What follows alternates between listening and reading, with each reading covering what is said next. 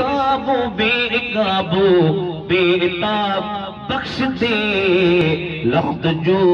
کبت النبی خیر النساء کے واسطے ہے رضامندی تیری مطلوب در ہر دوسرا لا فتح الا علی اصل العلا کے واسطے رکھ مجھے در ہر دو عالم زیر سا یہ عاطفت سید شہداء شہید کربلا کے واسطے حضرت سجاد زین العابدین کا واسطہ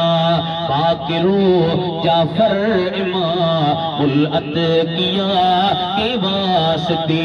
کشتی میری ڈوبتی کو پار کر دیا خدا موسیٰ کاظم امام علی رضا کے واسطے حضرت سید محمد اے تقی جس کا لقب جود کرنا بود پر اس ذل عطا کے واسطے تاج تارے ہر دو عالم حضرت علی کی عاقبت محمود کر اس رہنما کے واسطے جاگ جا بہت کی تلخین دیکھوں گور میری کر منیر آسانی حسن العسکری شمس الہدا کے واسطے بہت دے جب ذات تیری راضی و حسنود ہو سید موعود مہدی پیشوا کے واسطے مشکلیں آسان فرما دین دنیا کی تمام حضرت محمد عبد الغفار حق نما کے واسطے سبحان اللہ اساں جو زبان امام صاحب پیارا یہ اساں جو مرشد آئی حضرت سجد سائیں جی مرشد جو سونا سائیں جو مرشد آئی پیر مٹھا سائیں انہیں یا منقبت 12 امام رجی ٹھائیا اسی 12 امام جا غلام آئیو امام محمد باقر وٹے کرو ہمراہ آئیو اچھے چیزی موضوعات تاں وٹے کرو ملائک آئے جیکو تاں کہ مومن ای مسلمان مومن ای کافر جی وچ میں منافق جی وچ میں تاں کہ فرق تو ڈسے ہانے ماں تاں وٹا آئیو ہاں سائیں او وری قتل جو کاروبار کرو سائیں پہ کچھ اس چھات محمد میں شامل کجا تا قیامت دی دیہاڑی ماں بن نبی جے پویا جنت میں ونی پہنچا سبحان اللہ اگر نبیین کی زبان تے رسول اللہ جو ذکر اگر کتاب میں نبی سے جو ذکر حضرت علی المرتضی اب آتا کہ علی سے اتنا پیار آئی ہے ماں میں جو ہی 12 امام جو ذکر مواری گاڑی میں کتاب پیا 12 امام جو ہنے ہیڈو کتاباں ذکر تھی تو مانا بٹے دی ہو جنت سے سبحان اللہ ہم نالا تاں کہ بدھائے چھڑیا تے یاد کیو تو معلوم تھی تے سا جو 12 امام سا پیار سبحان اللہ حضرت علی جو فرزندہ حضرت امام حسن جو بھا امام حسین جو فرزند حضرت امام زین العابدین جو فرزند حضرت امام محمد باقر جو فرزند حضرت امام جعفر صادق جو فرزند حضرت امام موسیٰ کاظم جو فرزند حضرت امام علی رضا جو فرزند حضرت امام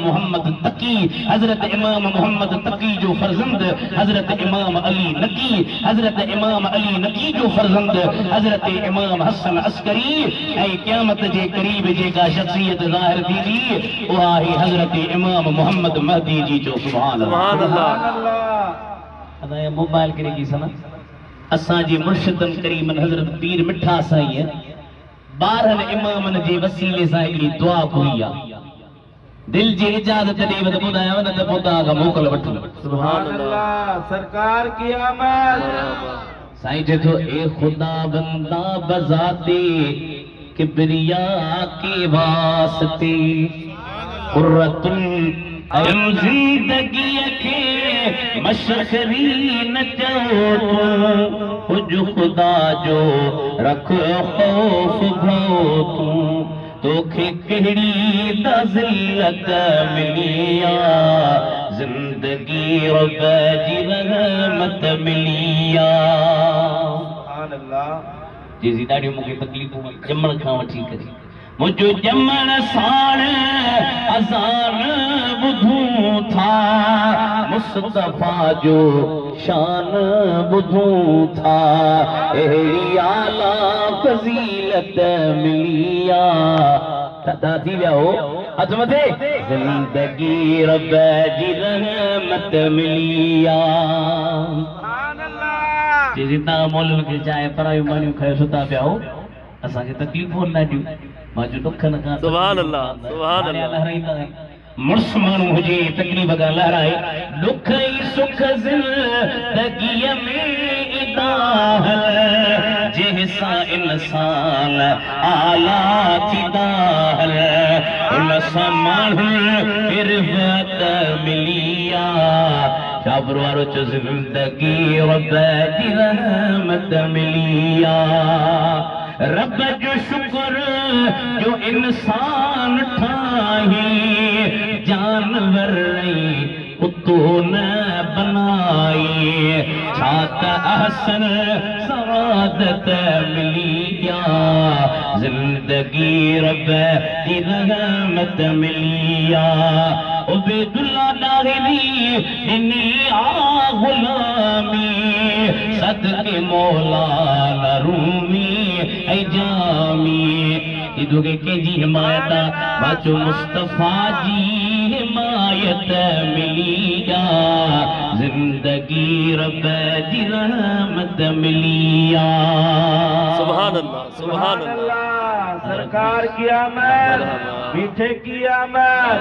मदनी की आमद उलमाए अहले सुन्नत हजरत मूसा की अल्लाह ताला फरमाए तो जेको मां ॾिनो थमाई न इन ते राज़ी शुक्र कर ऐं बकम कर हिकिड़ो त तौहीद ते वफ़ात कजां ॿियो मोहम्मद करीम जी मोहब्बत ते वफ़ात कजां पुछाई बोला इहो मोहम्मद केरु आहे जंहिंजो ज़िक्र एॾो सारो थिए पियो ऐं तूं बि मूंखे जॾहिं जुदन जी मोहब्बत तुंहिंजे दिलि में हुजणु खपे अल्लाह ताला फरमाए मूसा कलीमुल्लाह इहो महबूब जंहिंजे करे कुल काइनात खे पैदा फरमायो आहे हज़रत